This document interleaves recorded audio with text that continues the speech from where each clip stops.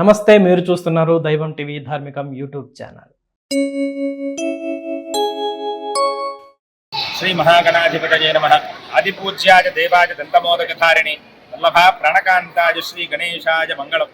మంగళకరుడైనటువంటి శ్రీ స్వయంభు వరసిద్ధి వినాయక స్వామి వారు దివ్య కరుణా కటాక్ష వీక్షణాలతో ప్రతి సంవత్సరము కూడా ఆషాఢ పూర్ణిమకి జరిగేటువంటి శాకాంబరి ఉత్సవాన్ని అత్యంత వైభవంగా నిర్వహించడం కోసం యుక్తులమై ఉంది కాణిపాక క్షేత్రం.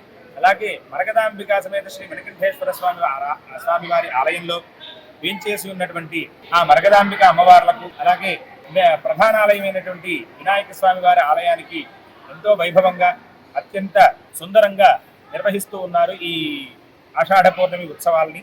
దీనినే మనం శాకాంబరి ఉత్సవాలుగా పెంచుకుంటూ ఉంటాం.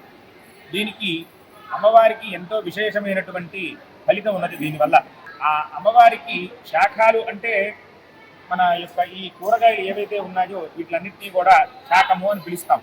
ఈ కూరగాయల ద్వారా అలంకారం చేయటం వల్ల ఈ ఆషాఢ మాసం నందు నుంచి ఈ రైతులందరూ కూడా పంటలన్నీ కూడా మళ్ళీ దున్నుకుని చేసుకునేటువంటి ఈ సందర్భాన్ని పురస్కరించుకుని స్వామివారికి ముందు వచ్చినటువంటి పంటని అమ్మవారికి సమర్పించి ఆ తర్వాత వచ్చేటువంటి పంట సుభిక్షంగా పొందాలి అని చెప్పి మనం ఈ కార్యక్రమాన్ని నిర్వహిస్తూ ఉంటాం.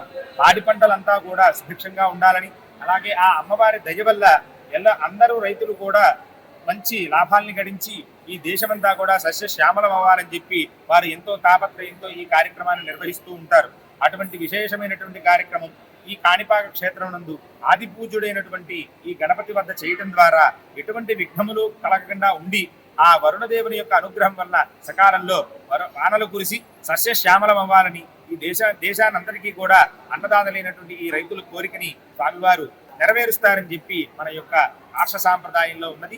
అటువంటి మహత్తరమైనటువంటి ఈ చతుర్దశి పౌర్ణమి నాడు జరిగేటువంటి ఈ కార్యక్రమాలన్నింటినీ కూడాను భక్తులకి అత్యంత సుందరంగా స్వామివారి ఆశీస్సుల్ని, శాకాంబరి ఉత్సవాలని, అలాగే అమ్మవారి ఆశీస్సుల్ని అందించడం కోసం కాణిపాకం సమాయత్తమైనది. కావున భక్తులందరూ కూడా స్వామివారిని అలాగే అమ్మవారిని దర్శించి ధరించవలసిందిగాను, అలాగే స్వామివారి ప్రసాదంగా ఇచ్చేటువంటి ఆ ప్రసాదాలని కూడా స్వీకరించి కృతార్థులవ్వవలసిందిగా కూర్చున్నాం. ఈ వీడియో మీకు నచ్చినట్లయితే ఇప్పుడే లైక్ చేయండి, మీ బంధుమిత్రులకు షేర్ చేయండి, మీ అమూల్యమైన అభిప్రాయాన్ని కామెంట్ రూపంలో మాకు తెలియజేయండి. ఇప్పటి వరకు మా ఈ ఛానల్ని సబ్స్క్రైబ్ చేసుకోకపోతే ఇప్పుడే సబ్స్క్రైబ్ చేసుకోండి. పక్కనే ఉన్న బెల్ ఐకాన్ కూడా ప్రెస్ చేయండి. ఇక ముందు రాబోయే మా వీడియోల నోటిఫికేషన్ పొందండి. మరో ఆధ్యాత్మిక కార్యక్రమంలో కలుసుకుందాం. అంతవరకు సెలవు. ధన్యవాదాలు.